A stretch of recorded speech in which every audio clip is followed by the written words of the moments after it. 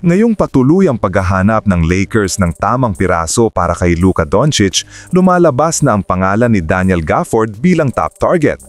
Ayon sa Bleacher Report insider na si Jake Fisher, seryoso ang Lakers sa pagkuha ng long-term love threat na babagay sa pick-and-roll system nila.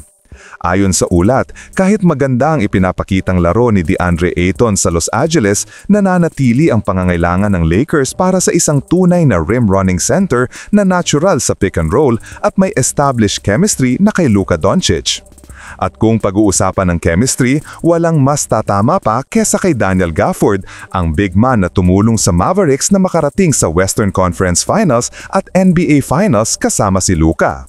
Si Gafford ang klase ng center na hindi na kailangan ng bola para maging epektibo. Siya ang tipong laging nasa tamang pwesto, mabilis mag-roll papunta sa rim at handang sumalo ng alley-oop mula kay Luka sa anumang angle. Ito ang eksaktong elemento na hinahanap ng Lakers ngayon, isang explosive finisher na magbibigay kay Luka ng automatic option sa half-court sets. Ang tanong, paano nila kukunin si Gafford? Ayon kay Jake Fisher, may sapat na outgoing salary ang Lakers para buo ng makatotohanang trade package. At sa mga pangalan na madalas nababanggit, dalawang veterano ang consistent, Rui Hachimura at Gabe Vincent. Parehong may value sa league, parehong may kontratang pwedeng ipasok sa trade machine at parehong pwedeng i-flip ng ibang teams kung kinakailangan. Si Rui ay solid scorer na may size, habang si Vincent naman ay defensive guard na may playoff experience. Kapag pinagsama ang kanilang salary, sapat ito para makabuo ng competitive offer kung papayag ang team ni Gafford na makipag-usap.